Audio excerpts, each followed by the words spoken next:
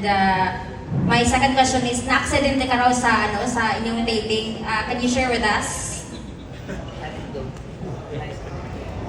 Actually po, preparation po, nung time na yon kasi halos kakabalik ko lang ng work nun direct, diba?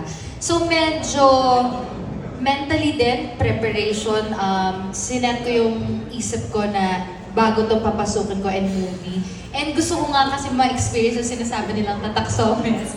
And nung na-experience ko naman, worth it.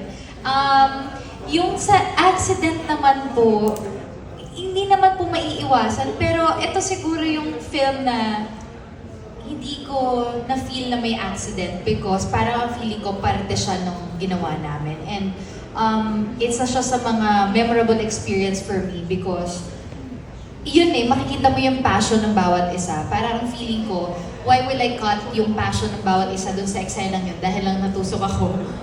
So parang feeling ko, mamaya na lang tayo mag-usap, malayo ka naman sa bituka. Parang ganun yung mindset ko.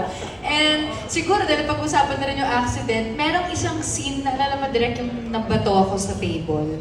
Yun, medyo may fear lang akong naramdaman doon. Kasi nung naitsa ako sa table, pag napanood nyo, yung likod ko tumama, mali yung pagkakatama ko, hindi ko siya na arte ng alalay. Medyo binigay ko ng todo-todo yung katawan ko. Sa bigat kong to, sumama ako sa likod.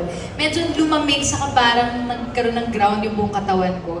So medyo natakot lang ako kasi baka mamaya sa sobrang may nangyaring accident talaga na hindi ko na ma-reverse. Pero wala naman. And ang swerte ko naman na lahat naman talaga nakatutok. Siguro yun din yung pinaka-masarap na experience ko dito kasi doon mo nga mararamdaman na kapag na-enjoy mo yung trabaho mo, makakalimutan mo na rin as a person, as an actor, yung safety side kasi nandun ka na sa moment. And siguro pag napanood niyo yung film, lahat kami may mga kanya-kanyang kwento, especially kay Kong Arjo, ang dami na ring experiences ng mga almost accident din. And we're just lucky na lahat naman kami safe and na-enjoy lang namin lahat ng naging journey. Tinutulungan ka ba ni